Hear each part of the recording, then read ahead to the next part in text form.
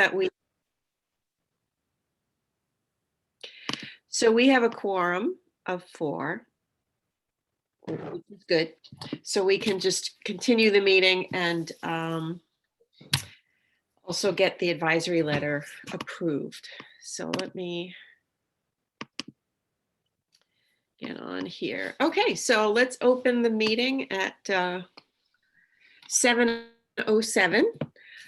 Sorry for the delay in getting on. So I wanted to have everybody just kind of let me know if they've had a chance to review the minutes from our last meeting, which was October 27th.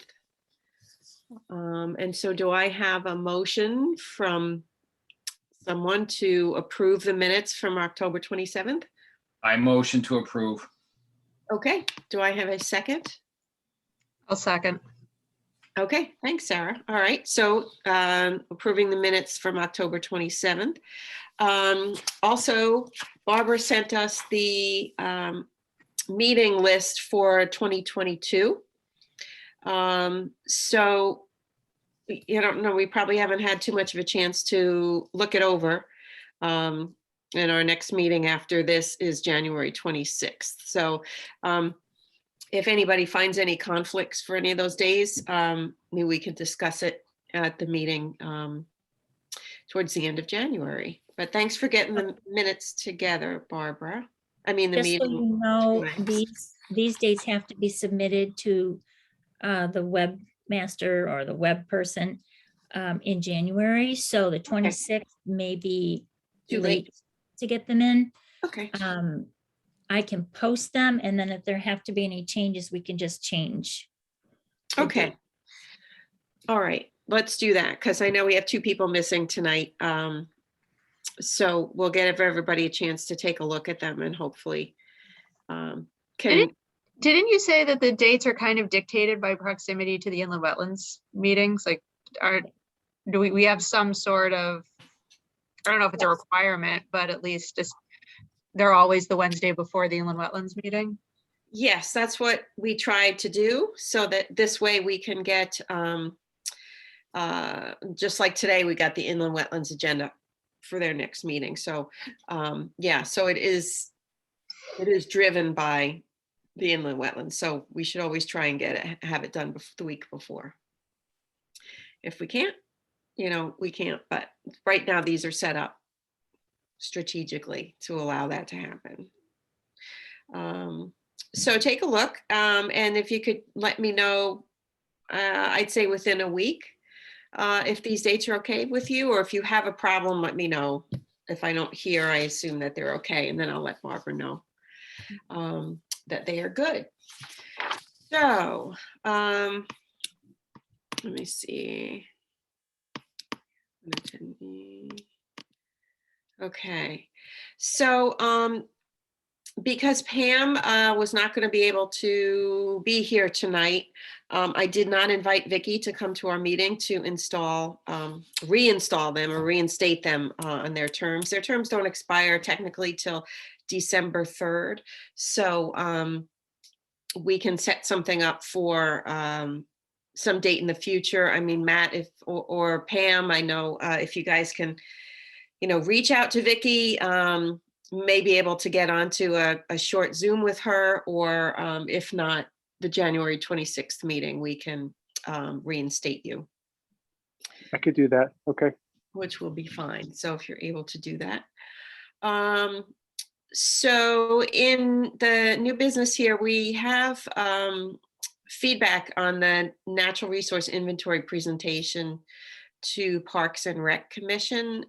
So we had Sarah went and presented and Jim Norgren also presented. And I think Richard's missing tonight too. Yeah, Richard took very good notes.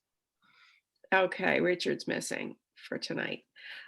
So let's see. So we still have a quorum, right? We have the 4. That's all we need, right, Barbara? Yeah. Okay.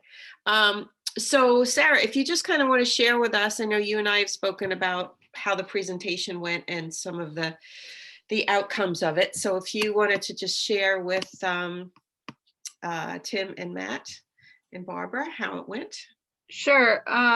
So Jim and I kind of presented together. I gave an intro to what the NRI was and kind of what we were trying to do with it now at this point, focused on both citizens and town organizations, as well as ideally for long-term planning. And then Jim gave a summary of some of the recommendations that he thought would be both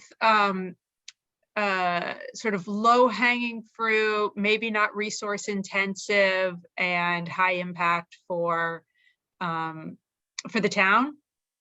A couple of recommendations, and this was in person, which was kind of nice, and we handed out a copy of the full NRI printed.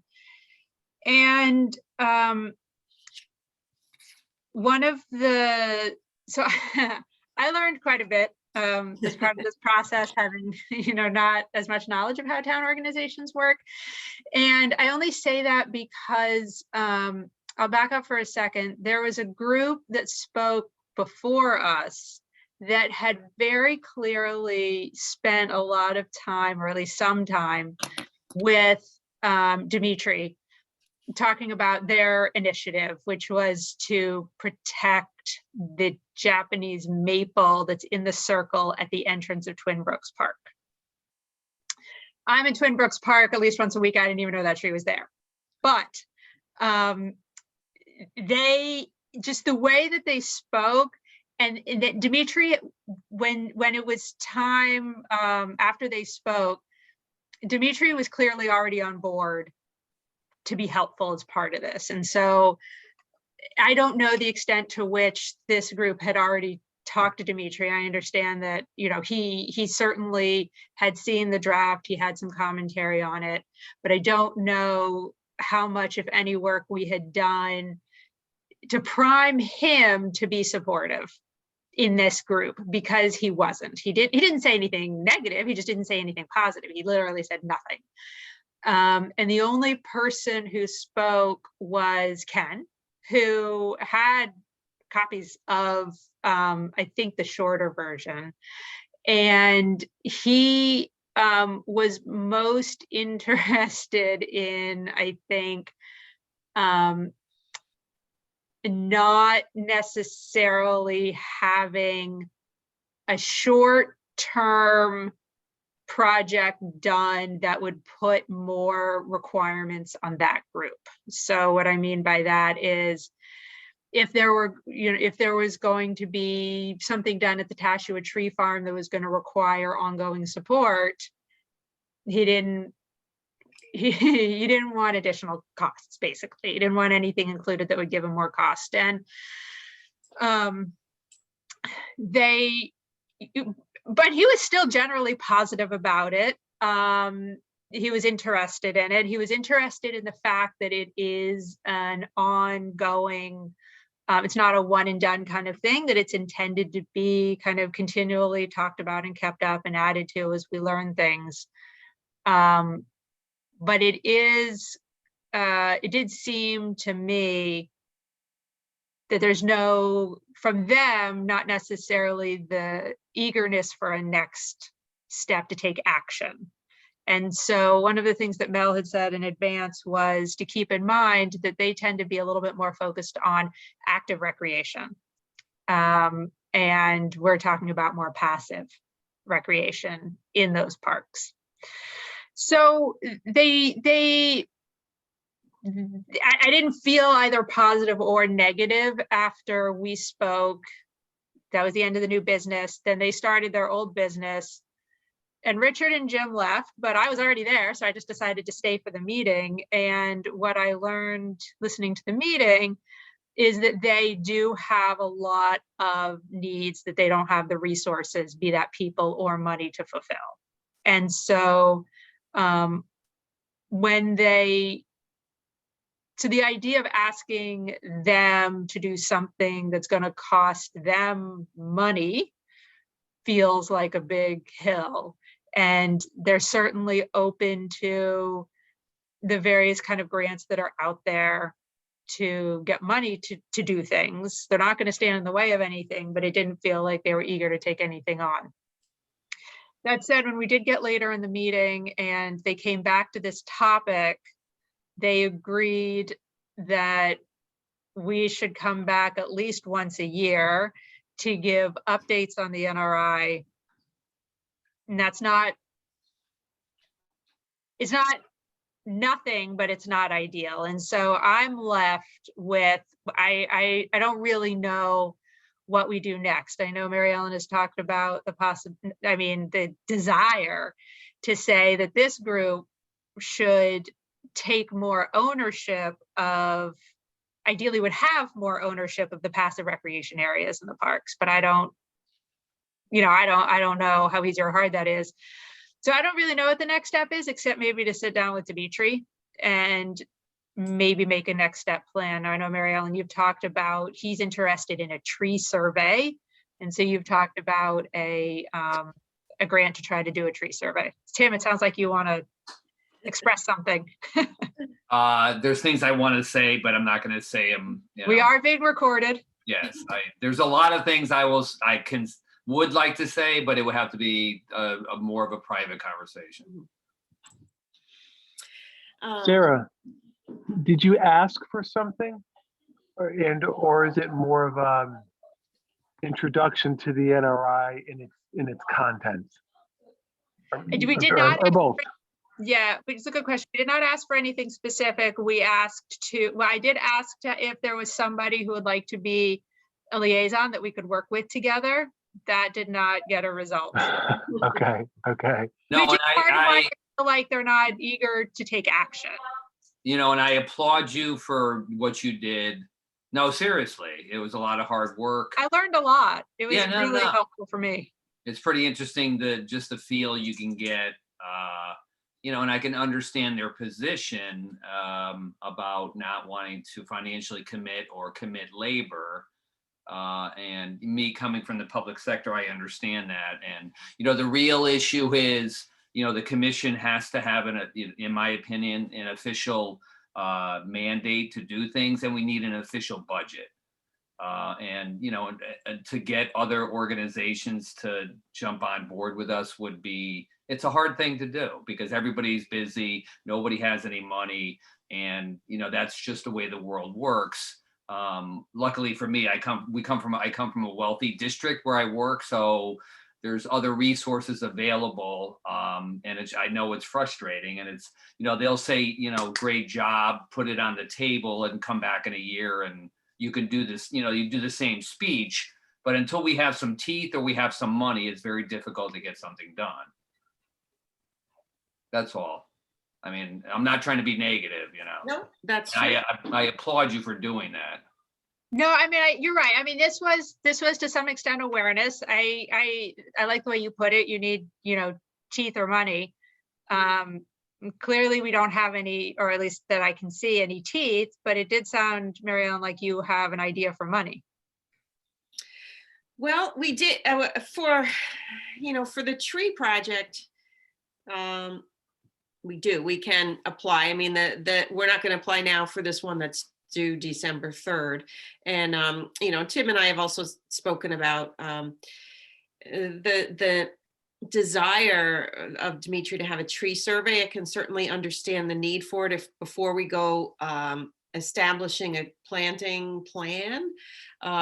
It's important to know the health of the canopy or the street trees to know the best place to put them. However, I certainly do agree that we just finished this natural resource inventory where we paid $10,000 for this, and to have to do yet another survey, to look at our trees before we begin planting trees, that doesn't make sense to me. That just delays us, another year or so.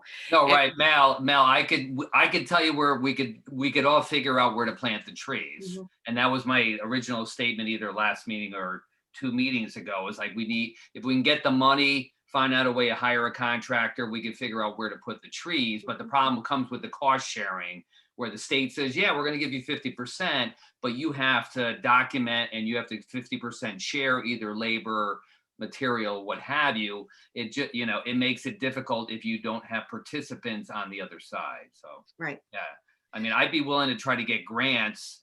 Like I said, if Dimitri can't provide labor, which it doesn't sound like he will, or the town can, it's one of those grants where we need to get money to get the trees in the ground, however we do that. So, Well, I think you guys have definitely hit the nail on the head that, because we don't have teeth or money, we have to rely on someone else who has money to approve projects that we have set as priority to do.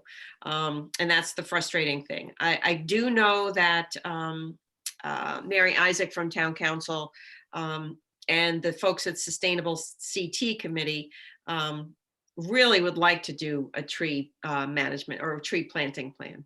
I really, they really would like to do that. And that's something that, we can get approval for a 50% match through Town Council, should we find a grant that can give us money for this. So I think, you're right. We have to just kind of go with this on our own to find the locations and work outside of, the other department, like Dimitri, for the money for the trees. It's just gone on too long. And, I put together something that I'm going to show you tonight, which is basically it's like a timeline or a history of things that we've done year over year.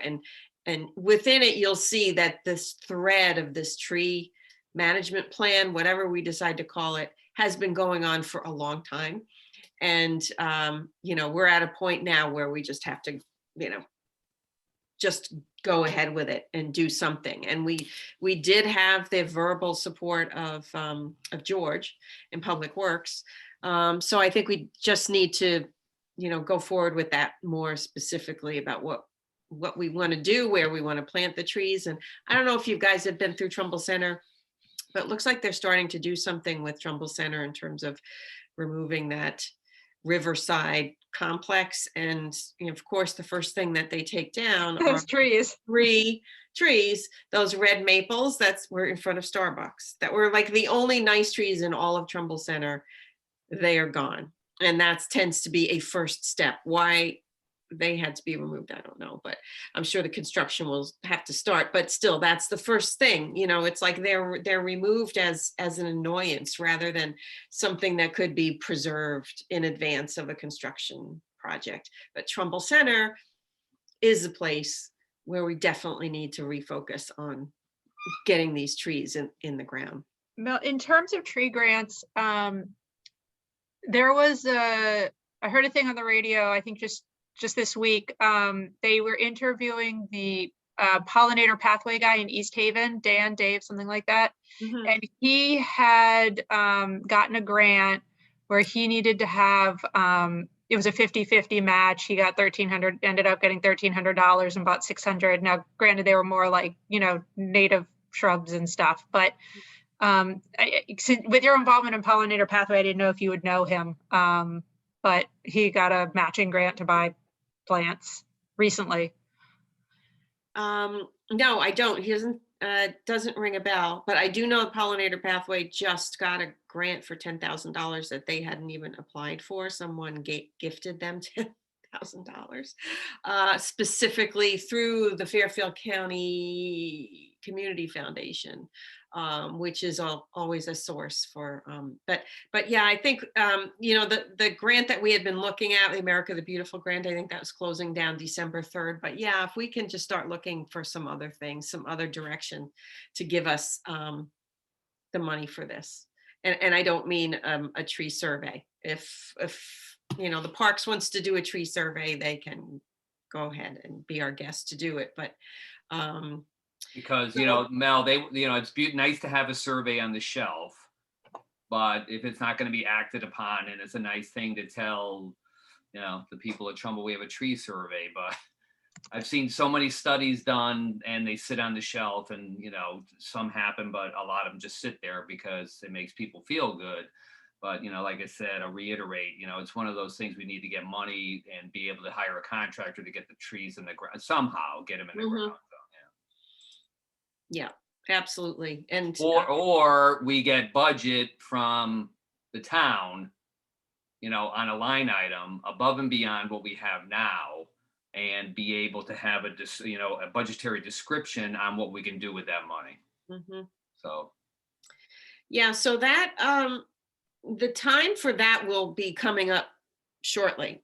Like I probably usually January, February, we start getting calls to meet with Vicky and submit some ideas. Our as you know, our budget's really small, but if we can calculate, number of trees and what we need, we might be able to get some seed money for the upcoming year. So, yeah, I say we try and go forward with that, figuring out, they're not going to take. I already spoke to Parks about this and Public Works about having some of the money set aside for tree removal and put it into tree planting. And that was not received well because tree removal budget is always less than they need every year. So they end up using all of that and then more to remove trees. And, I can't figure that out since UI seems to be doing that job. So I don't know. We'll have to figure this out. So on Monday, we have been invited to present the NRI to Public Works and Engineering. So at 9:00 in the morning on a Zoom. So Sarah can jump on and I can jump on. We can take Jim's presentation and just kind of, get it down. I think they'll probably give us 45 minutes or an hour, just so that, we can drop the natural resource inventories off for them. I can drop them off. And, but they haven't had the opportunity to really get a sense for what this is. And now that, Sarah's pulled out the list of specific recommendations and put that together, that will help us to kind of streamline the presentation, kind of offering to them, here's the top 5 or here's the top 10 things that were listed in terms of, let's say, managing stormwater or erosion. There's 97 things on this list. But there are top specific ones like water quality management, things that maybe projects that they have maybe on their hit list for the upcoming year and maybe on our top list as well. But just going to open dialogue with those guys. One of the things that has come up, especially with stormwater management, it's I don't know if it's in the NRI, it's in some recent study, that they had made a commitment to like the number of drains they're going to replace and the number of this and number of that, and they're way behind. So that may just be the place to focus, especially since they've already made their own commitment to it. Yeah. now the commitment from who? From engineering or? It was from engineering, I think so. I'll have to go back and find the references. Now, this all can go hand in hand with this infrastructure bill that just came about, that got signed into legislation, the $1 trillion or whatever. I'm sure their towns are going to be looking for projects to do. So maybe this is a, introductory to the engineering. I'm sure everybody has, their ideas of what they want, but, storm water quality and water quality could be, something that they could be looking into for monies that might be coming down the road, or for projects to identify. Stormwater management, it's a big thing in Greenwich. So, I'm sure Trumbull's got their hands full with other projects, but maybe, this is an introduction. Hey, there's infrastructure money might be coming down the road. Is there money from IDA, as far as from, some of the recovery money from IDA? I don't know. So I don't know, maybe mention it there. And 319 funding is a Clean Water Act funding. And that seems to be available now because I'm getting some email chatter about 319 funding that's out there to submit for, but I haven't looked at it to see what kind of deadlines are out there or what they're looking for. So, and Don Watson, who was on our commission, he's like a master at getting 319 funding. And I'll kind of show you an example of that when I pull up my PowerPoint to show you what we've done historically and how just getting independent funding helped us to go forward with projects kind of seamlessly, because once we had the money and support, we could go forward with it. So, all right, so that, you know, it was great for Sarah to step out in front and do that presentation for Parks and Rec. So we appreciate that. And I'm glad, you know, at least we're on the dance card for Monday with George and the town engineers. I think it does. One thing might be definitely to think about, based on what Matthew said, is that we should think about if there's one or two specific things we want to ask for to try to get a commitment. Yeah, one or two specific asks is a good thing. And so I'm going to go through. Yeah, I know you said you're going to go through the priorities, but you know, some of them are pretty enormous, you know, like, Yeah. especially some of the stormwater ones. Yeah, they might be underway already. Then there's that MS4 requirements that each town has, which is the storm water sewer separated. And I think that's probably where the commitment was for. Maybe, yeah. Yeah. And if there's anything in there that you would like more information on, more detail, like maybe the ones that we pick, I'll go back and find more detail to kind of make them seem more real than just a bullet. Okay, so maybe over the next couple of days, I'll just go through stuff and maybe you and I can chat about to prepare for Great. Monday with the slides and see what we can share with them. Okay, so the next business item is Pam talking, but she's not here to talk about the silver certification. So I'll just skip that. And there's been no new developments other than the award was actually received. They went up and got the award, so we have it. So hoping that the town will do a press release this week. Mary Isaac was going to work on trying to get that out, a press release. So the next item is, you know, draft goals for 2022 and successes from 2021. I had put this on, and then, you know, there had been some discussion about us going forward, working more specifically and targeting, you know, specific action steps that we can do for the upcoming year. So I put together something. I'm just going to, I have to pull it out. Let me share my screen. I just put together a couple of slides. Where is it? Here it is. Okay, I'll go to the beginning. Okay. So, all right. Can you all see this?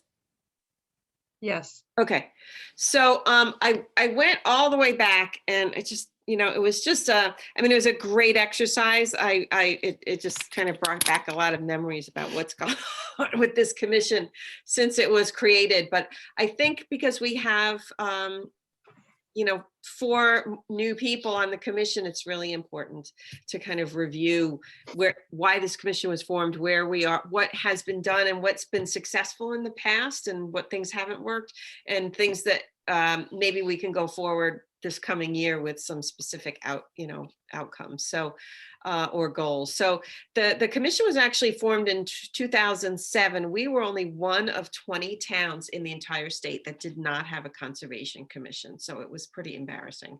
And at the time I was on town council. So this was, I was on town council for 2 terms, and this is something I wrote a resolution for. The very last resolution I wrote was to create the Conservation Commission, and it was the culmination of months of public hearings, and it was unanimously approved. So as of November 2007, Conservation Commission was formed. The next year, Ray Baldwin named 6 members of the commission. We had 6 at that time. And we thought the very first thing we had to do, because in order for us to start our work, was we needed a GIS system. The town did not have a GIS system. We were still working with pencil and paper in 2009. So the Conservation Commission at that point, we formed a working group. It was led by Don Watson. And we started to evaluate what was needed for a GIS system and look at pricings. And we had contractors come in and present to us because this was going to be the first time the town ever had GIS. So that began in the works in 2009. And at the same time, the Pequannock River watershed study started. So during that year, we were pretty busy, and that continued on through 2010. The Pequannock River watershed study was completed and became a plan in 2011. We launched GIS for the entire town, which was critically important. At the same time, we launched single stream recycling. We actually had a recycling coordinator in Trumbull at that time who was hired. We pushed, the Conservation Commission pushed for stream flow regulations that were passed at the state level. That was one of the really first state policy things we got involved in. And then there it is in 2011, we started talking about this tree ordinance in 2011. But we also received a grant to do some work at Old Mine Park. Now, you may know now what Old Mine Park looks like. One half, right, when you come over the bridge, one half is a healthy buffer, the other half is lawn to the water. And at the time, parks began to dredge Old Mine Park in that area because it had been a swimming hole. And all the dredge material was taken out and put onto one side of the river. And it created quite a stir in the region, especially by the Trout Unlimited folks saw this dredging going on in a waterway in our river, and created a bit of a firestorm. So we didn't know that this was happening. It was done by our town, but it hadn't gone through inland wetland, and it was just kind of a problem. So we tried to create some solutions out of that, and applied for a grant. The Conservation Commission applied for a grant and got money to replant the buffer at Old Mine Park. And that buffer was designed by two of our landscape architects on our commission for nothing. And the money went very strictly into purchasing plants. And Public Works and Dimitri and his folks provided the labor. So that's an example of how we went forward and got money from a private foundation to support this. And we needed a nonprofit to manage the grant for us, not the town. It had to be a nonprofit. So we got Save the Sound, and Save the Sound came in and managed the grant for us. So they got some money. They provided volunteers, they provided tools, they provided all kinds of stuff. So it was a partnership with Save the Sound, and it was a really great public relations initiative. We were in the newspaper a lot after that buffer was planted. And so, that was like just within a year or two, something came up. We got together, got a grant on our own, and partnered with the town and partnered with a nonprofit, and we got this buffer planted. And we actually ended up getting an American Society of Landscape Architects award for that buffer. And today you can see how big it is. And the geese are on one side of the river and not on the other side, because we have this dense native plant buffer. And there we go again with we formed a working group for the tree ordinance. So this was the very early stages of this tree ordinance. And in 2013, we had a different town planner, and she was quite extraordinary. She came up with probably one of the best plans of conservation and development that I've seen. And it is the POCD that we have now. That's the most recent one. I think it's 2014. I think that's when it was finished. And it had a lot of strong open space and low impact development recommendations in that POCD. So we were really excited about that. She really worked with the Conservation Commission a lot, putting that together. And at the same time, we were, the commission was planting a schoolyard habitat in Hillcrest in the courtyard. We got a grant from the United Way. And again, so we went forward with that with support. We got approval from the school and a town to plant in there. And it was a volunteer planting with a grant from United Way. So again, we went outside to go to get money to go forward with a project. And this year was super busy. In 2013, we started the Metamorphosis project at Twin Brooks, which is still going on now with that big meadow. We had a really cool workshop with the Nature Conservancy in town. It was a natural hazard mitigation workshop. It was the first time all of the town departments got together. So it was like police and fire and public works and parks and planning, got together and talked about the town as a whole and looked at maps, like to see where flooding was, to see if we had an ice storm, if the electricity went out, where could people shelter? Should they shelter in place? Would they shelter at the schools? It was just a great, one of the first times I've seen the whole town get together and work together towards one goal. And it was this natural hazard mitigation plan, which was mandated by the feds. So that's something that's updated every few years, but that was kind of the first time we worked together. And stormwater regs, Bill Maher began drafting our town stormwater regulations, which are pretty good. I mean, they are net zero runoff for new developments. But you know, we had guidelines to meet for that, but you know, that was begun in 2013, and then Old Mine won the award.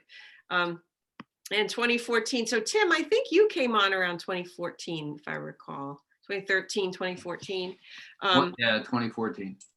Yeah, we were, the town and the town planner was involved in a Solarize Connecticut initiative where we worked with two other towns to try and get economies of scale and solar installations for homeowners. So we started working on that. We were doing annual water testing with a group called Harbor Watch, and then still continued with the Darn Tree Working Group. So here's where the 319 funding I mentioned before. In 2015, Rena was on board at that point, and we began to work with her on getting DEEP 319 funding for Long Hill Green. I don't know if you've been up there, but by the pizza place, there's a permeable pavement up there, and it's like there's like a little demonstration site. So we worked with Rena in planning to get LID restoration up there. And then we got some more funding for Old Mine Park for a second edition, which we never ended up doing. But then developed Conservation Commission flyers about tree care and stormwater management, mailed them out, and then finalized the tree management plan. And we decided at that time, we had always been talking about a natural resource inventory, and we decided to test it out. So we had Jim, we got some funding, and we had Jim Norgren do an NRI for the TNAC property, which was great.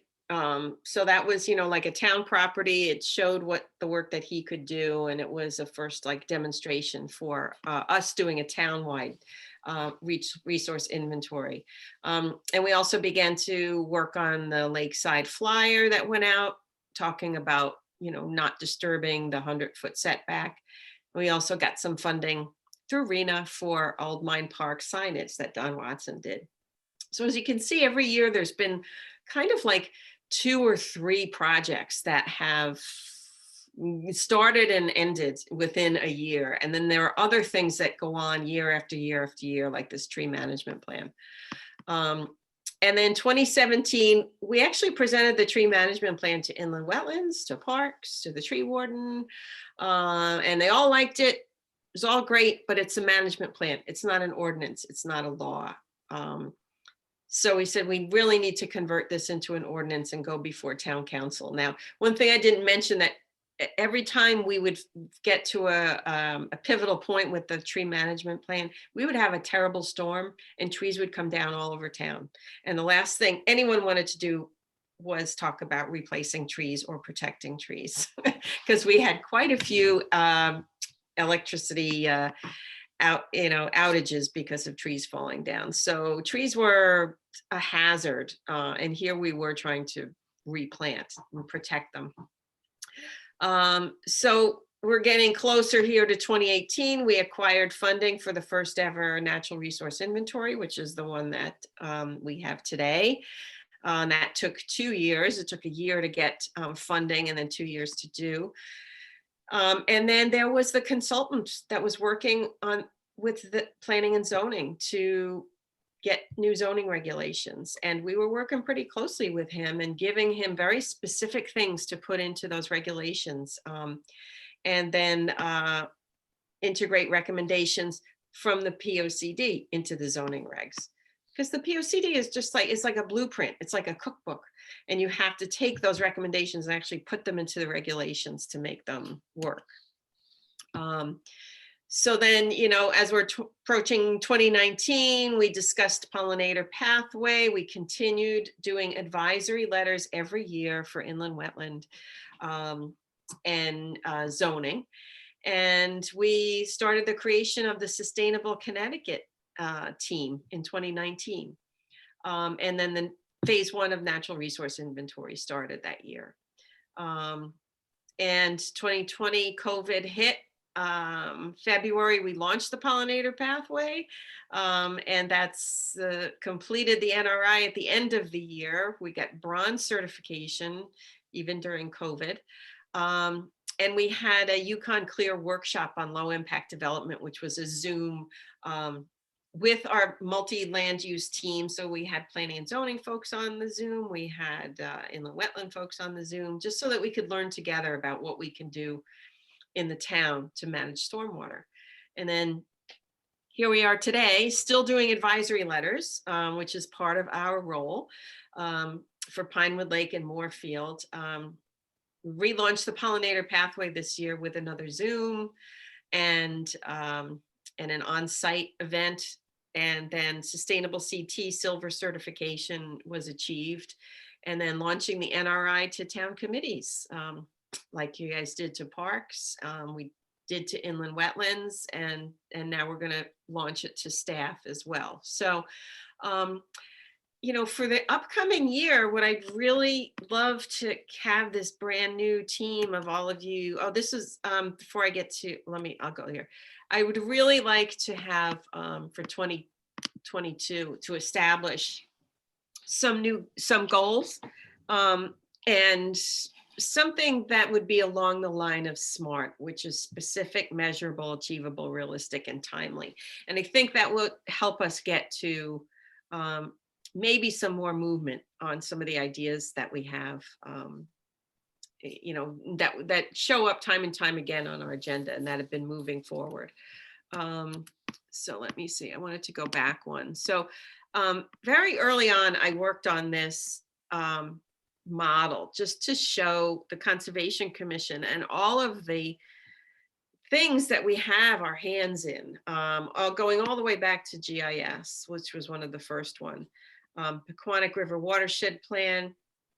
This land preservation ordinance is the Tree Ordinance. We kept changing the name of it because we thought maybe it would be more attractive if it was a landscape preservation ordinance, but we need to call it what it is, which is a tree planting plan. Single stream recycling we were involved in, Twin Brooks Park, Metamorphosis, the old mine riparian buffer remediation. Here we have Rails to Trails advisory going on. We haven't really been too involved in that, but I know that Matt and Sarah, this is an interest for both of you in our parks and our trails. So something that's always been on our wish list, but we haven't gone forward with the plan of conservation and development. We always contribute to that. We did this demonstration site in Hillcrest Middle School. And the natural resource inventory, we started talking about it in 2013. We finished it in 2021. So as you can see, it takes a while to get things from concept to completion. And then our advisory, which continues to happen for inland wetland. But these things are, it does take a while. But I really would love for us, we have so much new energy and new ideas. It would be great to just begin to go forward with your help, with some ideas, looking for grants and funding and how to roll out some of the ideas. So I would really love if we, over the next month, could just begin to think about how to prioritize our goals for the upcoming year, and some ideas for evaluating them in like a kind of a SMART type framework. And, one of the things that, we had talked about that's the next on the agenda is the town survey on sustainability, not a tree survey, but a town survey. And that's something that I think I told you I've worked on with Sarah for the Aspetuck Land Trust. And it was the document that helped to inform everything that the land trust has done for the last 2 or 3 years.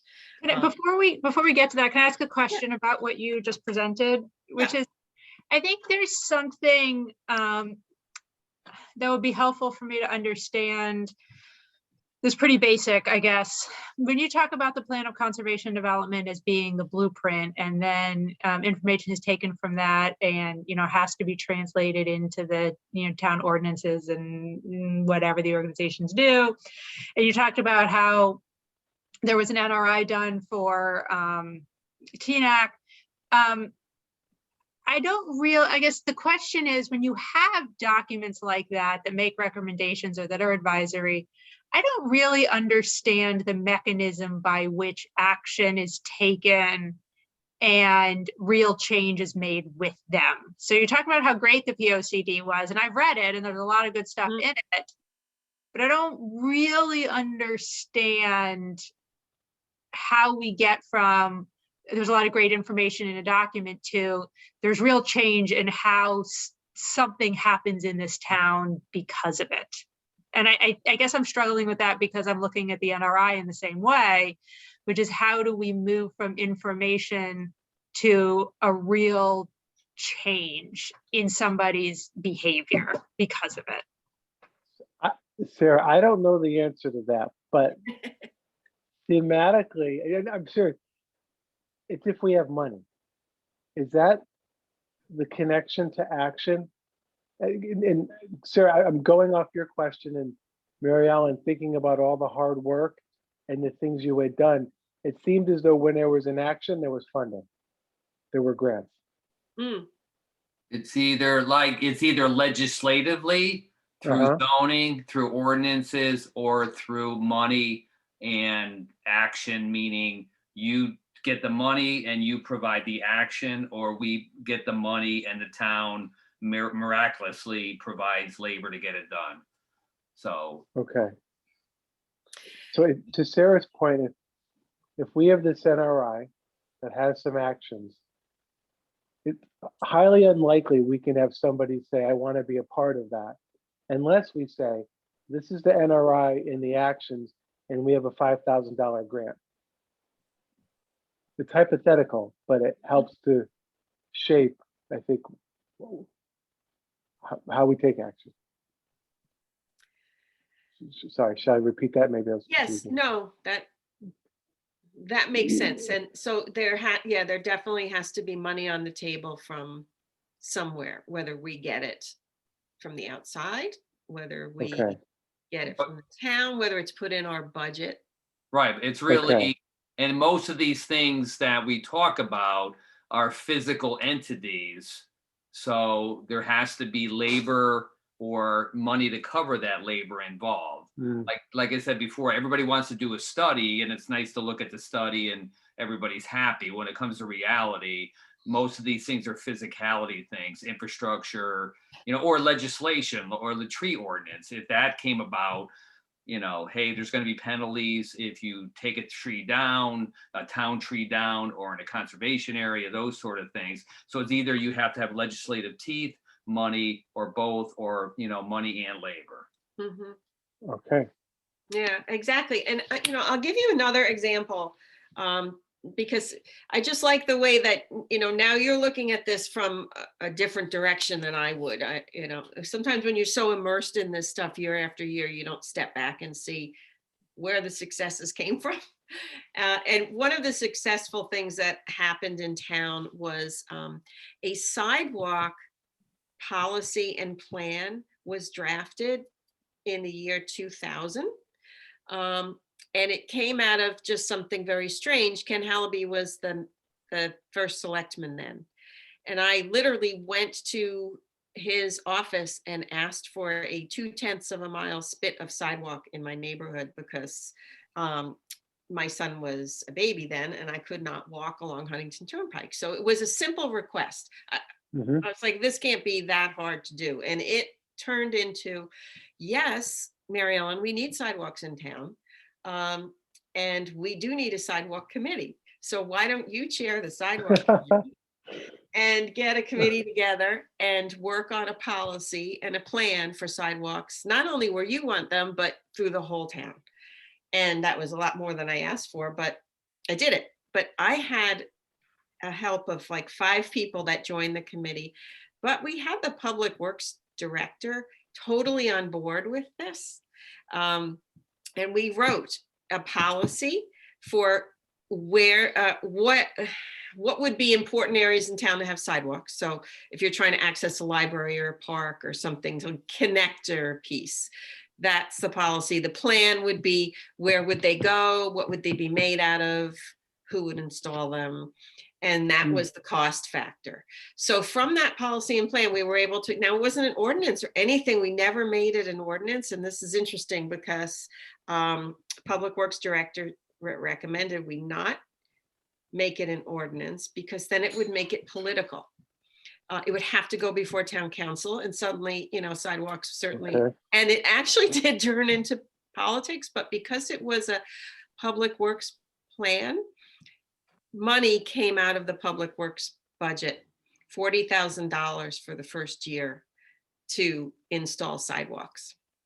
And we have pictures of the very first sidewalk being laid. And it was definitely an effort of volunteers, but also we had the support of a department that was willing to be our guide and set money aside. And so that opened up 2 or 3 years of sidewalks going in the town. And then at one point, the administration changed and it was cut out of the budget. So sidewalks stopped in town for probably another 10 or 15 years. Now they're starting to do them again. But that policy and plan was kind of like the catalyst, and drafted by volunteers, but we had money set aside and we had support from the Public Works Director. And we had support from the first selectman as well. So if we can kind of look at that model and try and, if we can get Public Works support for a tree program, and get some money set aside there, we already have the management plan in place. We just kind of have to use it to go forward with. Well, I don't know if that's helpful or not. Yep. Oh, sorry. no, it's, in the municipal side, it's either, you got to get the money in the budget, it has to have support. Now, the reason, Mel, that sidewalks were a great idea, but you had the support from the first selectman, correct? Yes. Yeah, and then they were like, probably the first selectman said to the town public works, hey, we're putting in sidewalks, we're going to make sure that goes into the budget. That's and right. how it happened, right? And it's a good thing, but it's all about, hey, we need money in the budget and we need a way to get it done. So, our budget is relatively minuscule. But maybe the start is, hey, for select woman, we need $15,000, $20,000 in our budget. And we need a description of what we can do with that, however you want to go with it. Because how we work it in Greenwich is we have capital projects, we have ongoing projects every year, maintenance projects, but these capital projects have descriptions in it. So you can have a variety of descriptions in that budget line item that allows you to do different things. Mhm. I don't know how Trumbull exactly works, but do we have a description for our budget on what we can do and what we can't do with the money? Well, the budget is, yes, it is broken down into a number of categories. Right. Yeah, So- so, Maybe one of the first things is we expand on those categories and Yeah. we get increased funding. So, and that is really all about phone calls and people that, on town council, not you, but everybody. It's like anything else, to really get something done in a municipality, it's all about budgets and getting somebody to support it. mhm. Yeah. This is similar to the I go back to this tree thing at Twin Brooks, which because I don't understand it, honestly. This tree, I've seen this tree. I went over to look at it. They're afraid a car is going to jump the curb and hit this tree, and so it needs to be protected with some kind of physical my barrier. The tree is like elevated and 10 feet away from the curb. I don't get it, but it's like 4 former first selectmen on this group, and they clearly had done a lot of pre-work with Dimitri, who was definitely on their side when the head of Parks and Rec started to ask questions about cost. Dimitri said something like, "Just try to stop me," or something. Like he clearly was already on board. We'll find the money somewhere. All of a sudden, money, right? Well, and it was clear when this group they met with the first select woman at the park, and the sense that I got, and I'm reading between the lines here a little bit, the sense that I got is that in order to get the first select woman more interested in the tree, they wrapped it around, if you know the entrance to Twin Brooks, you go over that, under that covered bridge, and then there's the circle. There's a sidewalk that goes under the bridge, and then the sidewalk ends and there's nowhere to go. And so they've now added the idea of a crosswalk and a path that gets you to the playground. Now, the whole thing I think is very ridiculous, and I don't understand why these 4 former first selectmen are so interested in this tree. But what I saw unfold was they had pre-worked with Dimitri, they had pre-worked with the first selectman, they had to change a little bit what they wanted to get the first select woman interested. But it's the same sort of thing, Mary Ellen, that you're talking about in terms of getting people on board to get the Yeah. money. Yeah, getting the right, getting the right. Done ahead of time and somewhat informally, or totally informally. Mhm. Yeah, I that is just very important. And I think, why this is taking so long for us is, or for me, I like to have support and like supporting documents to say, this says we should do it, this says we should do it, this one says we should do it. And we certainly have all of those. Now, the next step is let's do it. And that's where it's not happening.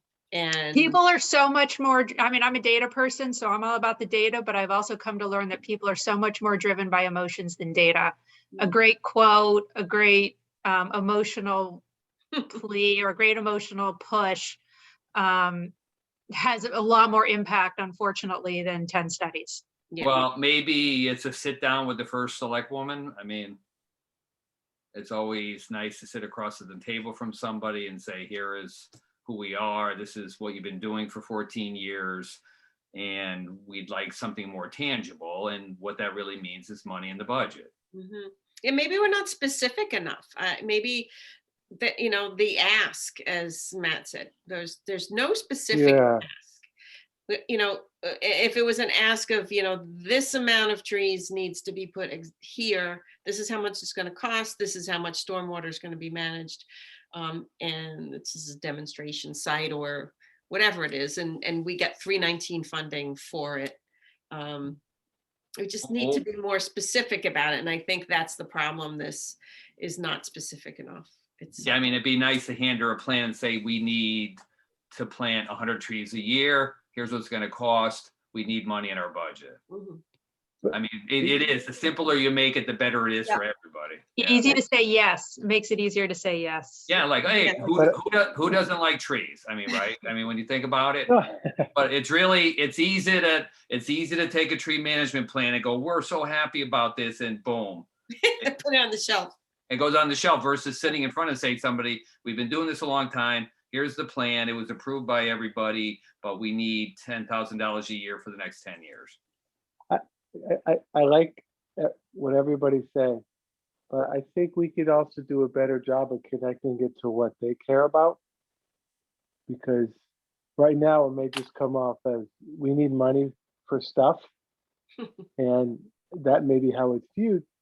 But if it's some way we could connect it to the town's, I don't know, economic vitality, we could connect it to new homeowners coming into Trumbull, right?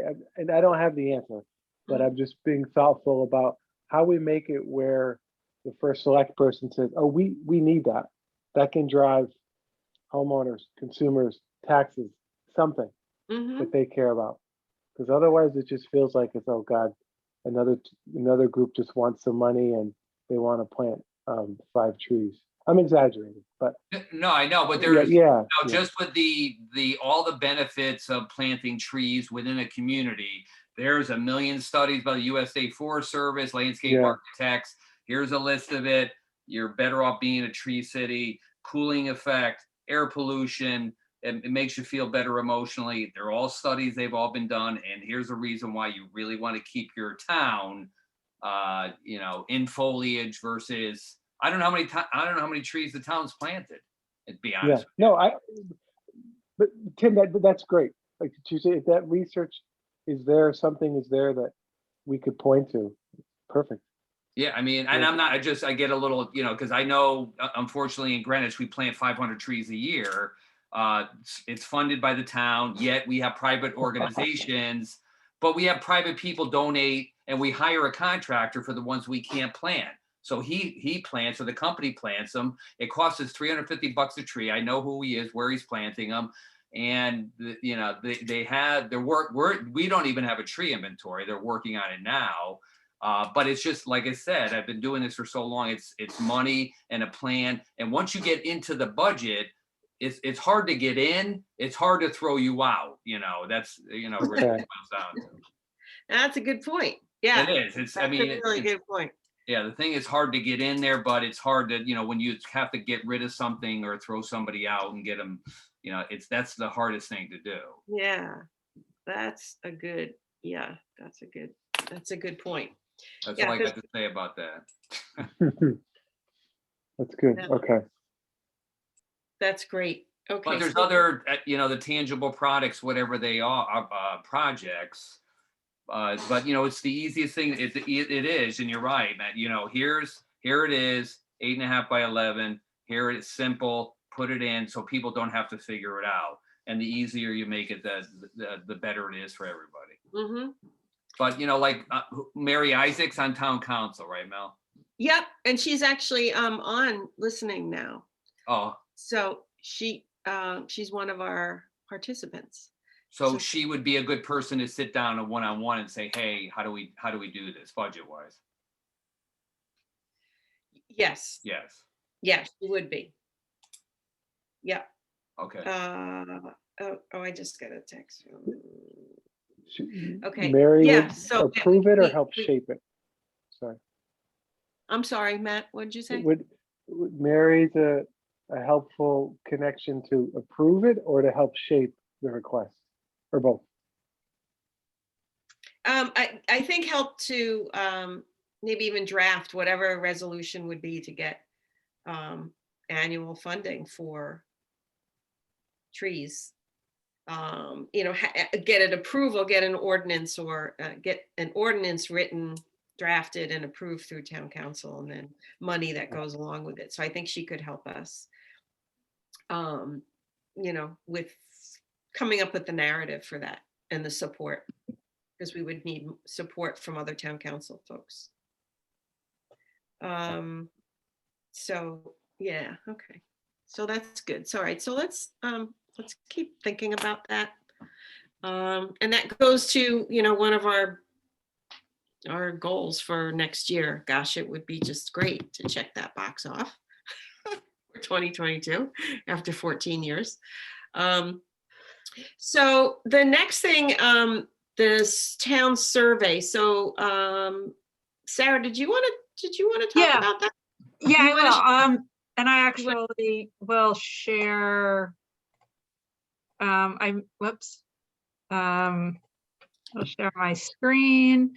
I put together a few slides. They do not look as nice as Mel's, but here we go. So it's actually a good segue from what we were just talking about in terms of giving a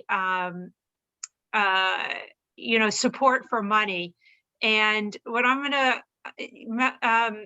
Mary Ellen had sent me a couple of examples of surveys, one that I was involved in, and one additional one that she had, where the information that you get can then be used to ask for resources. So so some of the reasons why, it's a good idea to do a survey is, to some extent, you understand what people want.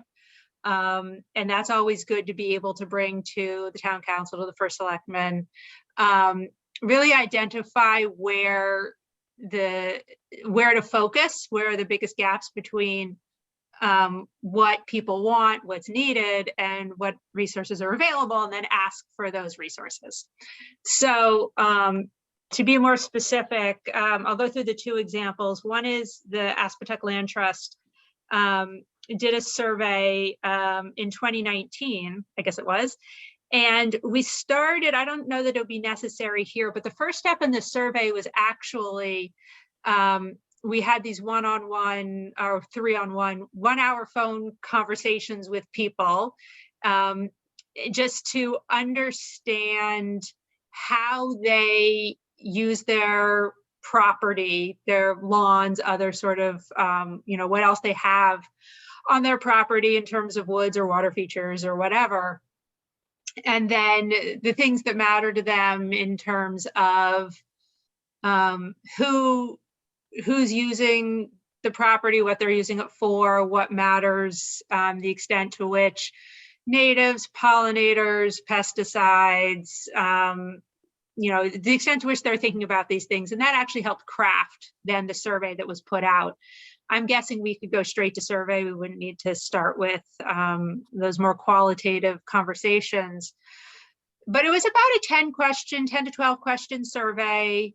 There were, like 300 people took the survey. Yeah, 300 people participated. 300 people participated out of, I think about 1,000. So it's a pretty decent response rate. Now you're talking to, it was sent to a group of people through the members of the Aspetuck Land Trust. So people who had already said, were already biased towards caring about the outdoors and a healthier sort of environment. So you're already starting with a bias sample. I wouldn't expect we'd get that same sort of response rate.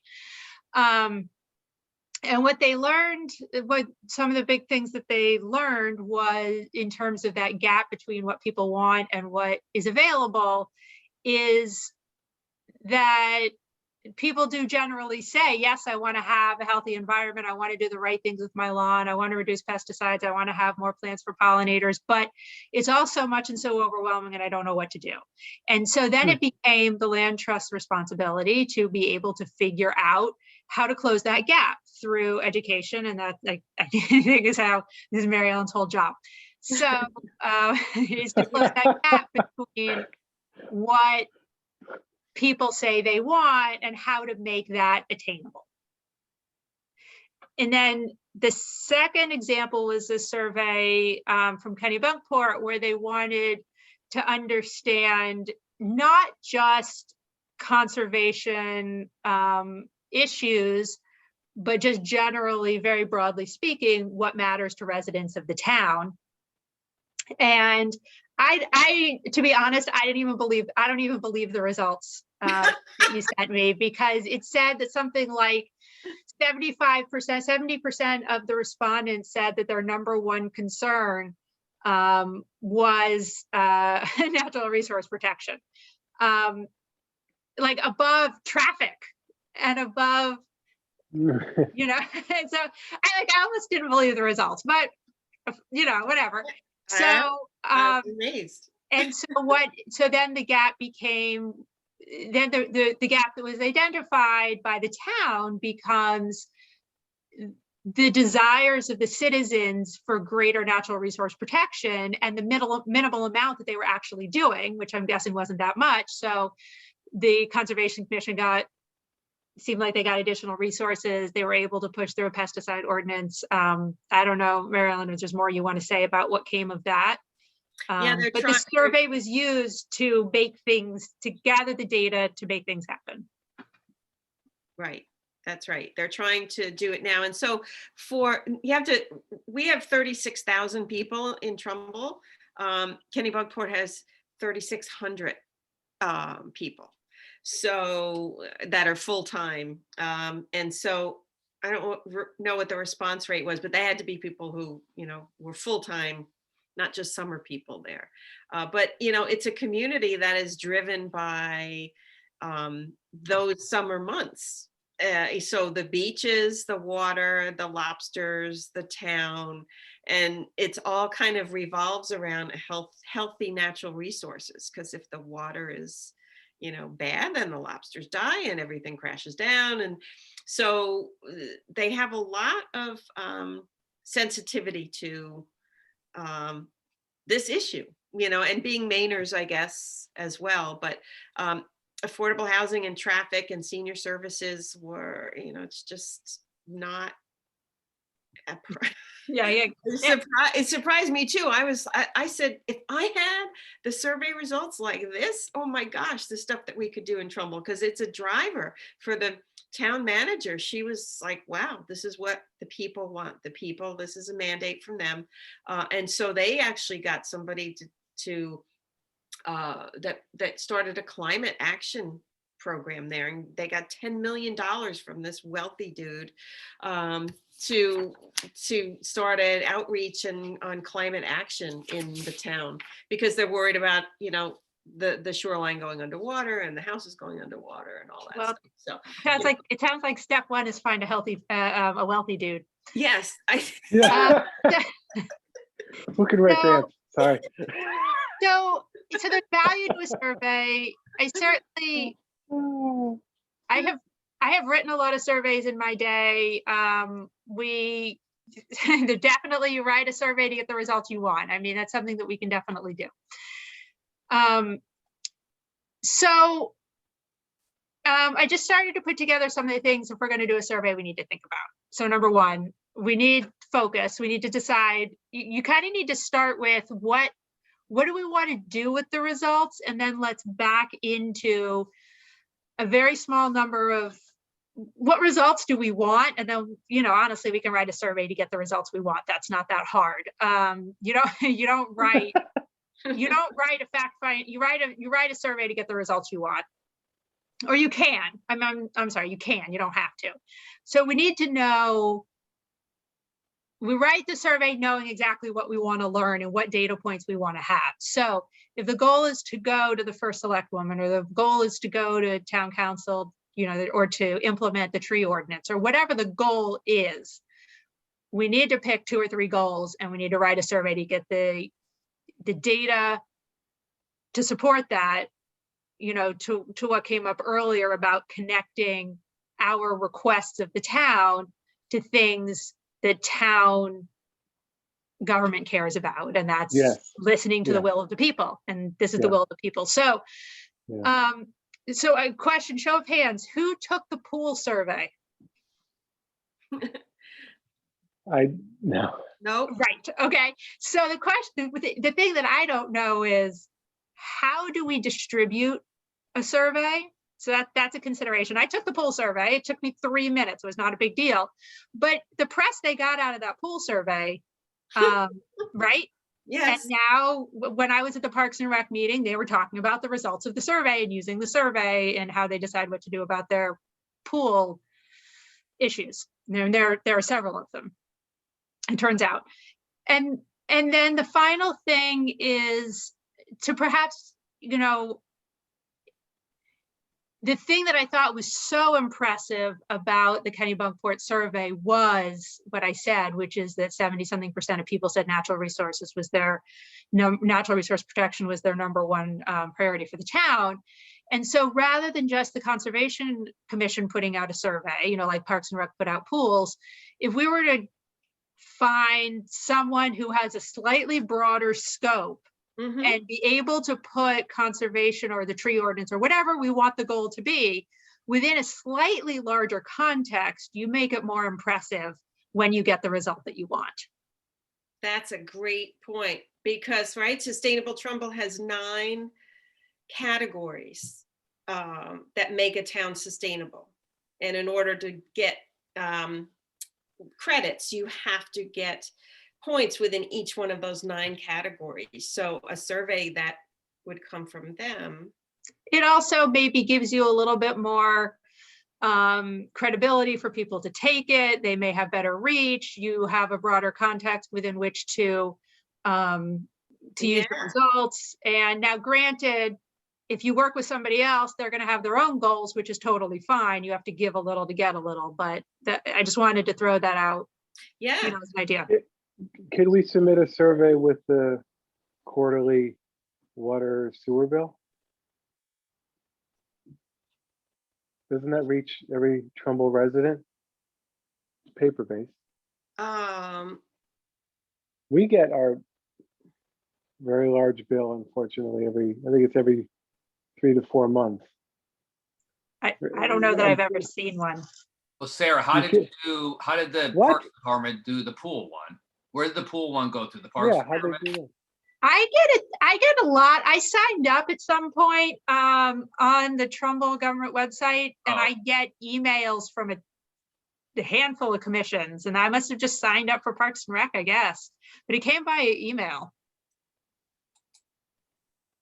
So I would say if we're going to do one, do it through Sustainable Connecticut, because the Parks Department probably would not be interested, I would imagine. I suspect not, but I also,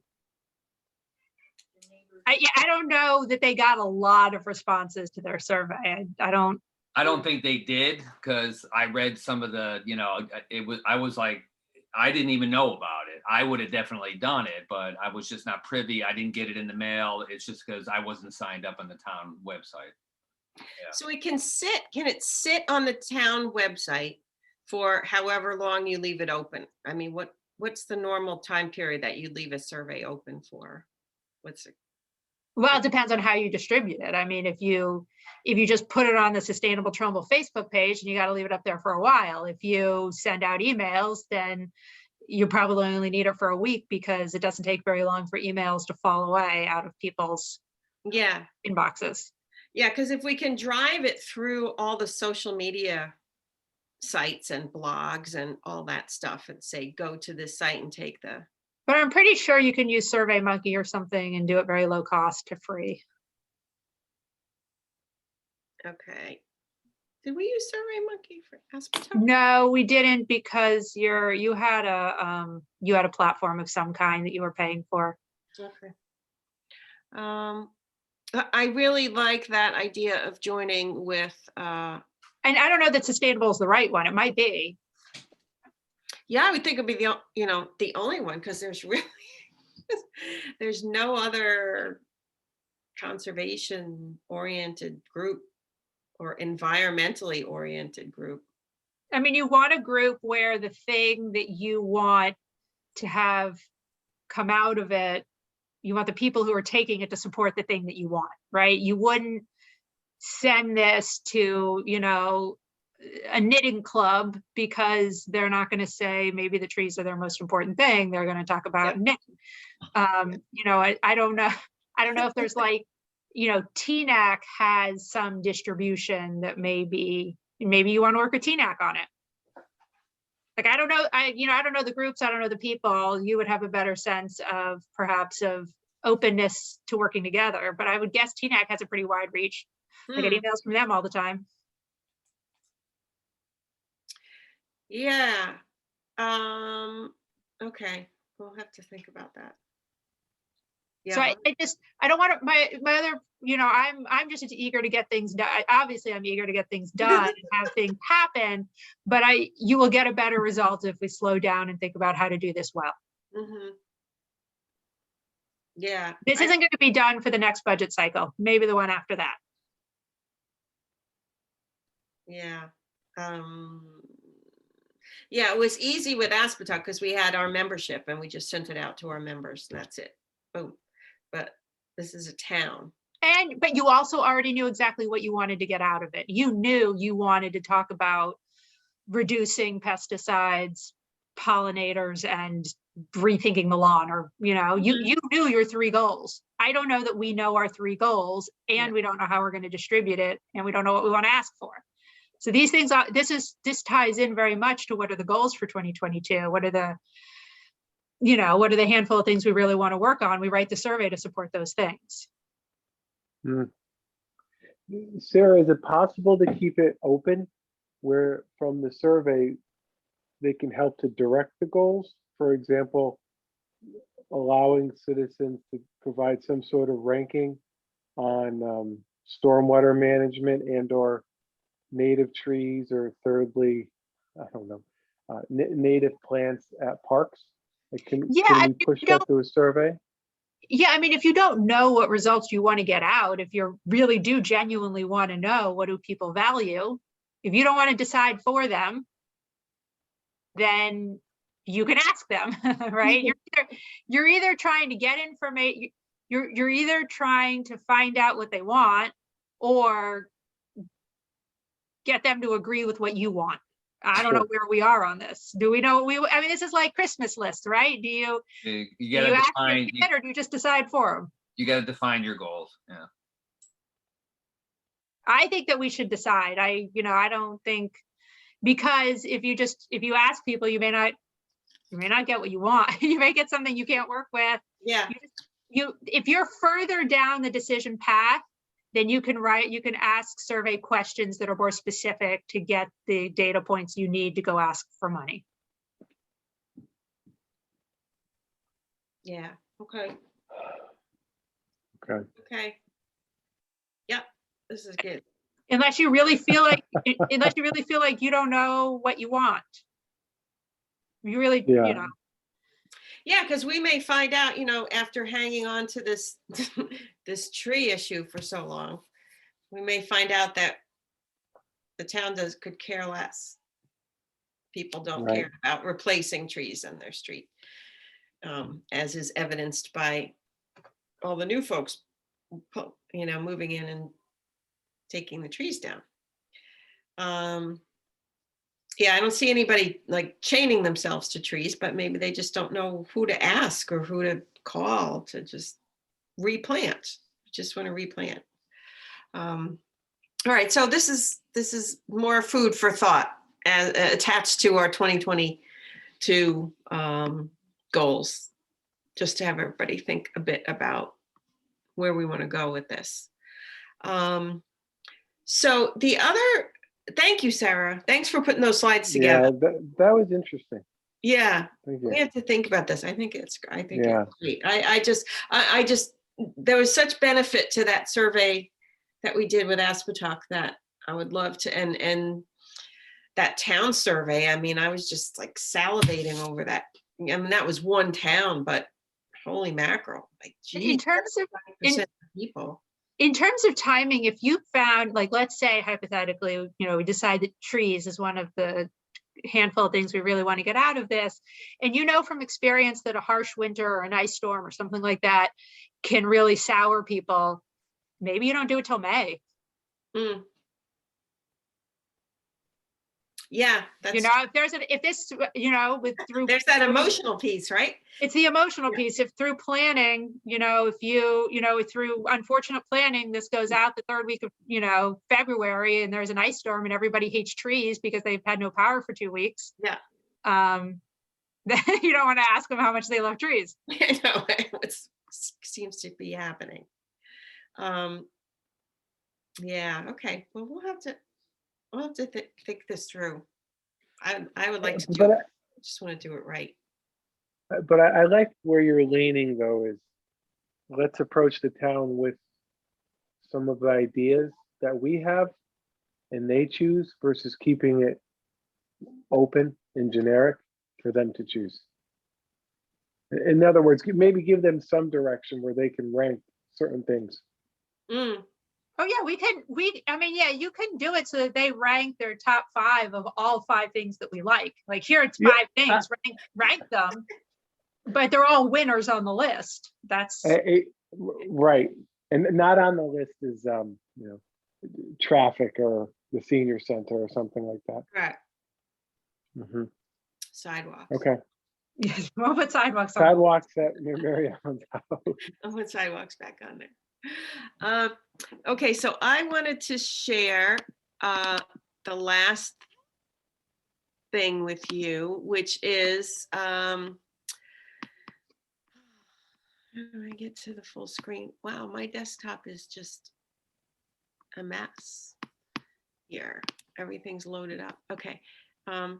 So this is the final thing that I kind of wanted to get approval from, or discussion and potentially approval regarding, I got a new picture today. This site, can you all see that? Am I sharing Yes. properly? At the high school? No, this is the Huntington Turnpike. You were going north on Huntington, or on 108. This is Mel, all we can see is the picture of the orange fence with the football field in the back. Oh, that's okay. Oh, all right. That's all I Scroll can. up. All right. Can you Yeah. see? Oh, Scroll. so you're looking at a different thing than I'm looking at. Okay.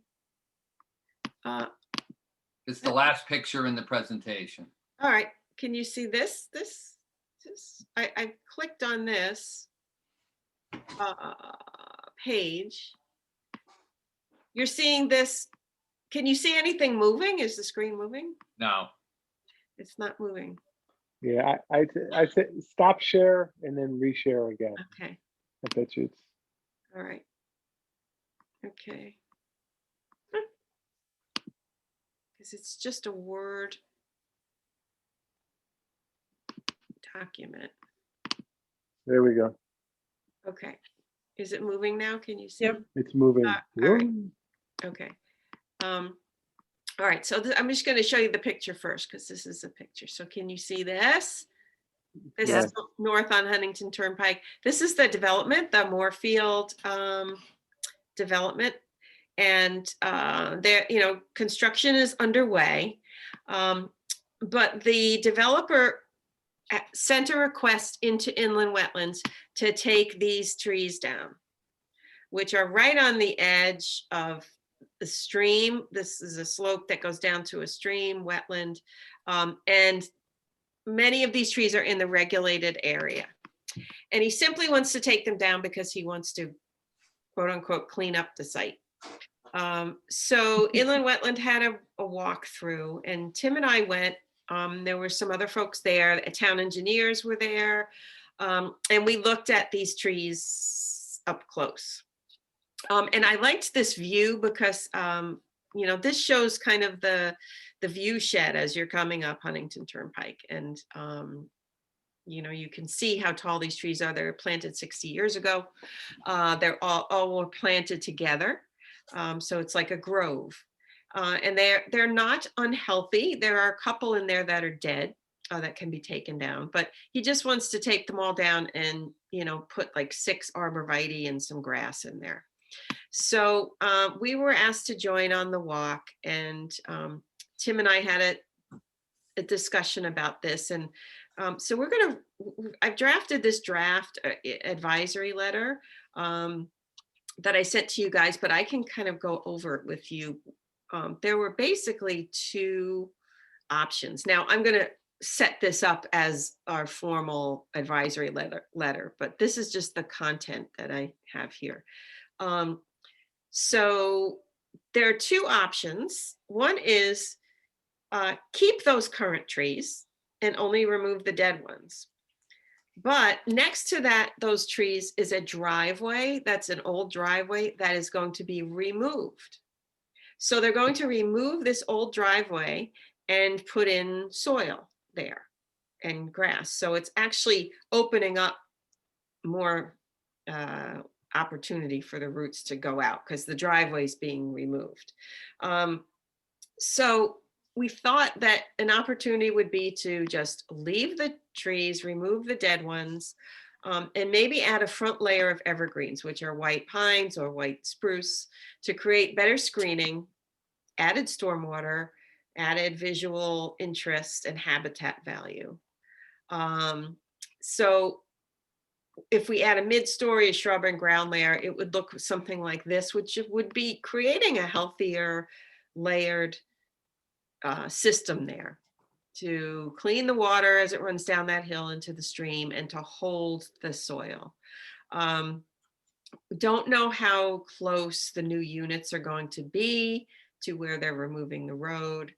But we decided that the restricted area should be disturbed as little as possible because there is an understory there that exists now. And when planting, to maintain the environmental benefits it provides to the woodland and the stream. So we were talking to the inland wetlands folks about this, and this is kind of a concept that we're hoping they'll understand from here going forward, that if you can create multi-layers, it's a much better system of replanting than just like a straight layer of, row of trees. And so we're sharing with the inland wetland that the current value of the trees is, number one, significant amount of stormwater that's being managed by those tall trees. And Tim estimated that they're about 16, that should be inches, not feet. All right, I'm gonna have to change that. Inches diameter breast height. And there's a model tree benefits calculator that you put in the type of tree and the size, and it will calculate for you how much stormwater is managed every year by those trees. So I took the calculation of 794 and I multiplied it by roughly 20 trees. So it's 15 to 20,000 gallons of stormwater by that grove of trees that's there. It's protecting the landscape, the soil from erosion. The roots are intertwined because they were planted together. So they work as a system. They're protecting each other, they're holding on to each other. And this is from the tree benefits calculator as well. For 20 or more eastern white pines, about 3,000 pounds of atmospheric carbon are removed. These are factors that usually are not calculated. I think the stormwater one is the most important one here for those trees. The second opportunity. This is great. So this is what I was referencing earlier. You're quantifying the value of leaving these trees. This is interesting. For each tree, yeah. Yeah, it's cool. It's easy to do, and we've done this with some of the other advisory letters that we've sent in, but I don't know that it's registering with anybody. But it just shows the value of the tree, and there's support behind those calculations. The other option is if the trees are all removed, they should all come out. Tim had suggested leaving the stumps because the stumps are holding that soil, and replace in a minimum ratio of 2 trees for every 1 removed. We had another inland wetland commissioner who is an arborist went by on his own, and he said that should be the minimum ratio, to at least 2 new trees for every 1 that's removed, and suggested putting in as large trees as possible, which is basically what Tim said, 8 feet or more. He said 6 to 8 feet. High screening evergreens like eastern white pine or white spruces that create a wider and more natural screening than arborvitae, which this is arborvitae, but I couldn't get an illustration with native trees. So new planting should be alternate and layered, adding a native deciduous trees to a mix of 50 plus new trees will add visual benefit and habitat value. Or planting multiple spruce and pine in a staggered panel will restore the healthy, natural looking woodland edge. I would rather see this in front of the trees that exist now. I think that would really add more benefit. As from Tim, the trees should be planted large size, 6 to 8 feet or greater for evergreens, 2.5 to 3 inch caliper for deciduous trees. Stumps should not be removed as the roots are holding the soil.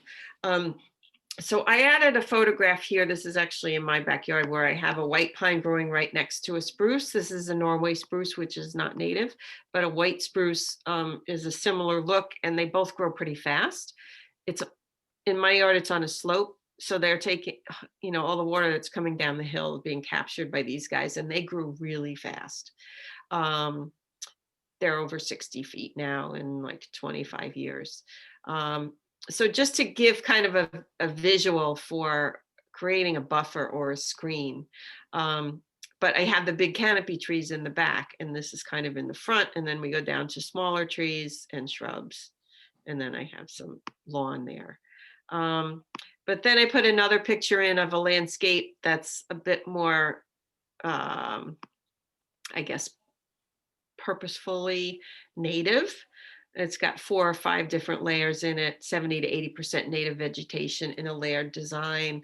And we're just trying to impress upon inland wetland and the contractor that there's multiple benefits for habitat, species diversity, stormwater management, and carbon, a much more biodiverse landscape for this upland review area. For this, go ahead. Okay, and then so this is the photograph I got today showing this buffer, and then that they're actually acting kind of as a windbreak in essence for this property that's been over here for all these years. This was all wooded property, and then he sent me the pictures of, this is town-owned property where there are white pine buffers. This is Trumbull High School on Oh, cool. Trumbull High School, where they're doing exactly what those other trees are doing, and these are in the back of the football field. So it's the same line of like white pines. They look a little fuller because they've gotten light and wind from both sides, whereas these guys, the woodland was removed from that side. So this is just the content of the letter. And you guys have any comments or thoughts about this? Yeah, if I were the developer, you come in, you put in the development, and there's a fairly good chance there's little interest in investing in this. I'm making an assumption here, right? Come in, do the job, and then leave, and then I don't want to say they never come back, but you kind of move on to the next job. So with that maybe overstatement, what's the difference in cost to the developer of the 3 options, whose mindset's going to be very different than what we propose? So option 1 is the developer wants to clear this, put in arborvitae, that costs X. And then you gave the first option, let's say that's option Y, and then you gave another option, let's say that's Z, right? So in other words, there's like 3 options. What's the difference in cost? Like, is what the developer's thinking $3,000? Our first option is $10,000, and our second option is $20,000. And the reason I ask is not just curiosity, but my guess is immediately where the developer is going to go, which is, okay, well, what does that cost to do what you propose? Yeah, that's a good point. Question. It definitely will, and this came to inland wetland because this is the first time this construction site is actually going into the wetland area. Okay. And had he just like left them and just, now he's needs to get approval to remove the driveway, which I'm sure inland wetland will let him remove the driveway, but the taking down these trees and they're not, it's hard to say that they're hazardous or not. I mean, they've been there for 60 years, and they're kind of linked together. So we can't say they won't fall down. We can't say that they'll stay up for another Sure. years. Why do they want to take them down at all? I mean, if you think that the first question that they're going to say is what is the relative cost of these three options, it sort of feels like doing nothing is a zero cost option. So why are they Yeah. trying to do? I mean, I was at the inland. Good I point. attended the inland Yeah. wetlands meeting where they talked about this, and I don't have a strong recollection of the why, other than their statement that, oh, there are a bunch of diseased pines, or, you know, old, dead, nearly dead pines, end of life. That's how they referred to them, end of life pines that we want to take down. Right. They want to clear and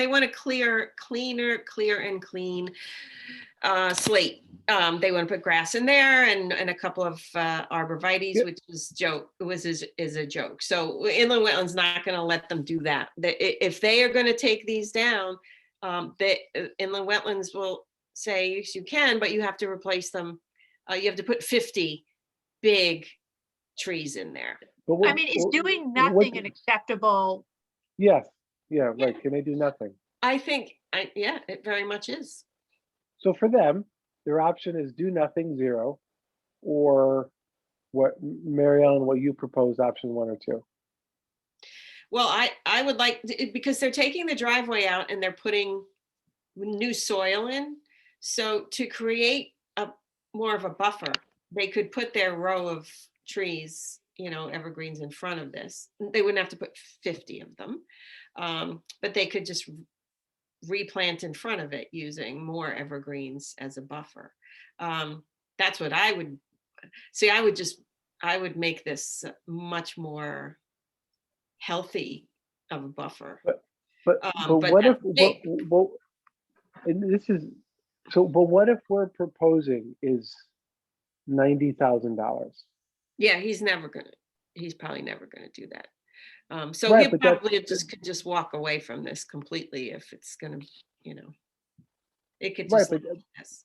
So there's a landscape architect on inland wetland and an arborist, and Tatiana, who's the engineer, said she hasn't heard from them yet in terms of specifically what design they would like to see go in there. They kind of wanted to hear from us. I know the one arborist said, you know, that he would put in double the amount of trees than that were taken down. So we're looking at putting 50, you know, 8-foot evergreens in there. Not 6 arborvitaes, which is what originally he wanted to do. I mean, maybe this is going too far, but wouldn't we want to just use whatever recommendations are in the hopefully future tree ordinance? I mean, you have, I mean, I read the ordinance, it's got very specific recommendations. You take something down, here's what you have to replace it with based on the diameter, crest height. Right, exactly. So this is kind of in line with, I'll have to look at that, whether this would be 2 or 3. They're not that big calipers, 16. So 16-inch diameter tree, you know, maybe 2 trees would replace that. If you got like a 26, there's a big deciduous tree in here that's probably, you know, 30 feet. I'm sorry, 30-inch. That would have to be replaced with 3 trees. But that's what the arborist was also recommending, 2 trees, 2 for 1 at a minimum in here.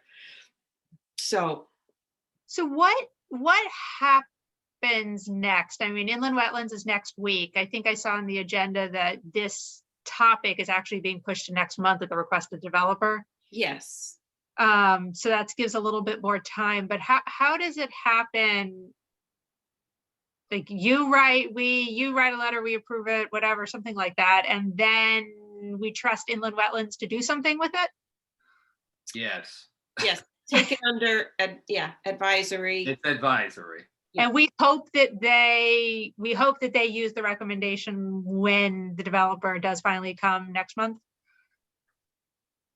Yes. If I recall, the developer said they wouldn't be taking these down anyway until spring. I guess because it's getting too late to kind of plant new trees, replacement trees in there. So I think there'll be some time and they're just willing to push it off, the decision. So, How often does inland wetlands use our recommendations? oh, More than they used to. more than they used to. That's a Yeah. good Nice. answer. Yes. And why, in the instances where they don't, why do they not use the recommendation? I don't know. I don't know. I mean, Okay. they're pretty good at using them and coming to, a similar recommendation. But It's now that they have different staff on, well, different volunteers with the landscape architect and the arborist, so there's probably more technical experience on the Inland Wetlands Commission. So Yes. these recommendations would be, sought after positively by, more, like I said, technical people on the Inland Wetlands Commission.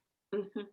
Can I ask which one is the landscape architect and which one is the arborist? Oh, so David Verespi is the landscape architect, and who's the guy the arborist? They own tree land. Oh, Bob Ferrigno. Bob Ferrigno. Okay, Yeah, so he's new on there, but he went in to see these trees too. And yeah, so they were kind of, because we had Tim as a licensed arborist, he had a good, they listened to him. And now we've got another arborist, so there's two of them, and they probably will, hopefully agree on this and make a recommendation. So we could just make recommendations and. Yeah, Mel, the only thing I would just say, just be consistent with when you name Eastern white pine versus just naming white pine. And then if you want to, white spruce is fine. It's not native to Connecticut, but that's fine. And then, there's also, by leaving the roots and the duff that's there now and not, disturbing it as little as possible. White pines are very, they self-seed very often. You start to see groves of them, grow together. So if they do cut the trees down, there's a possibility of white pines, you'll see a bunch of them sprout out together, not from the stumps, but they self-seed very relatively quickly. That's how they form like that. So that's also a benefit for them to do as little disturbance as possible. And we also don't want to see it turn into a lawn, right? I mean, Yeah. it's in the restricted area. So, yeah. As disturbance, may take. Yeah. Okay. So anyway, just be, with the white, Eastern white pine. Eastern. Okay. So are we convincing the Inland Wetlands Committee with this letter more than the developer? Yeah, Who's the customer? Yeah, this goes to inland wetland. Okay. But it also gives them more backup, like, hey, conservation is also probably saying the same thing that we are. Got it. So you got more ammunition in a sense where, hey, we're not telling you what to do, but these are the right things to do. Right. From an environmental point of view. Yes. So our charge is to be science-based and make recommendations based on, protecting the water, protecting the land, protecting the habitat, preventing erosion. I know it's late. I think science-based is good, but I also think we could sprinkle in a little financial base. I don't think we can do that. Can we not do that? Yeah, that's Yeah. really, that's not our bailiwick. Yeah, it's not in the wetlands either, because then we're kind of directing the, Right, they can't, you know, make it on a monetary decision. They have to make it on, you know, statutes and regulations and, you know, those sort of things. Okay. Yeah. so, is this content okay to just send this? It really was a 2-page recommendation, and then I just stuck this other photos in here. The Is- only thing that I mean, it's good information and I like how it's put together. I know you said you couldn't find another picture, but on the top of that second page, they look like the and I'm not gonna, These- yeah, Arborvitae. Arborvitae's? right. Yeah, it's Mel. It looks like you're almost saying, hey, this is what I want you to do. Yeah, so let's assume that people don't read and they just look at pictures. And You the guy don't with the want developer, anyone, the you don't want developer would anyone to yeah. think that this is acceptable and it looks like. Yeah, So I would encourage you to try to find a picture that doesn't include the thing you specifically don't want unless you're going to put a giant red X on top of it. Yeah, put in X. point. Yeah. that's a very good point. Yeah, because we're trying to show the staggered pattern, but You want it, if you want this to look bad, then it needs to look bad. Otherwise, you need to find something else that looks good. Right. Because I think you just, unfortunately, you have to assume that people don't read and if you give them pictures, that they're going to get everything they need out of pictures. yes. Right, that's a Mel, good the point. first picture's good. All the other pictures, the arborvitae thing, I was a little like, oh, wow, they're gonna go, wow, that's a great idea. Yeah, I'm gonna do that. Yeah, Okay. we'll Yeah, do all that. right, cool. All right, we'll take that out. All right, good. That shortens the. Okay. Yeah, I kind of like this one because when I go to the site, I come up like where this car's coming out, I come out of Primrose and I Yeah, just look at this, but I don't come down this way. And I'm like, that looks kind of, you take those down. big difference. Yeah, it just But, doesn't look as yeah. nice. That's up to inland wetlands. Yep, it is. We're just advising. So do I have a motion to approve this letter and I can send it off to the town engineer? Can somebody make a motion But I to, have a question before we do that. Why are you sending it to the town engineer and not to inland wetlands? well, it goes to the town engineer and to Colleen, who is the clerk for inland wetlands. And then Colleen sends it and she just happens to be in the office with the engineer. But Tatiana. Right, this is just the first I heard of the engineer as part of this process. Yeah, so the inland wetland engineer Tatiana and then the other two. Oh, okay, engineers, okay. That's They go out to this site like continuously. They go out there a lot. And actually 2 of them were out there with Tim and I when we went. So yeah, so I send this to Rich Gerard, and then the clerk for inland wetland, and I copy Tatiana on it, the engineer. All right, any other suggestions, questions, corrections? No, Okay, Approved. all right, so moved. Do I have a second? I'll second. I'll second. Okay. All right, great. Thank you. So I'll tighten this up a little bit and send it out. Are these pictures beneficial or should I? Well, Mel, the only thing is, did you take these or somebody else did? Somebody else took these. It's a little weird, isn't it? Like, I mean, people, and I'm not being critical. I guess I am. Yeah, so maybe somebody else took them as an example for. Like they could be like right in front of, the picture could be taken right in front of the white pines, and then I'm just on the other side of the white pines, I guess, because the bottom one, I'd be like, what the heck are you What talking does that mean? I mean, yeah. Yeah. No, Yeah, I, A little, it needs a little bit of explanation on why Explanation. this is a great example. town-owned white pine buffers on Trumbull High School property. Yeah, and just Yeah. one sentence on the, And the Yeah. picture could be almost like from right in front of them, I guess, yeah. Yeah, that's fine. So You don't have to show the other one, because the other one, they're gonna be It's confused. confusing. Yeah, I didn't. Okay, cool. All right, so I'll just That's- clarification for. Okay. All right, All I'll right. take the other one out and then that'll shrink it down to just 3 pages. Maybe I'll take that out completely, that one. All right. All right, can I make a motion? I gotta go to bed now. Yes, sir. 9:00, 9:01. Absolutely. So make a motion to end the meeting. We didn't have any other updates, so we can adjourn. And that's it. Thank you. All right. I will talk to you guys during the week. All right. Sarah, before our presentation on Monday. Sure, I'm around, I'm available. Okay. All right, have a good week. Thank you, Bye. everybody. Good night. Bye. Thank Thank you. you. Thanks, Good night. Bye, Barbara. guys. Bye, Matt. Take care. Bye, guys. Bye-bye.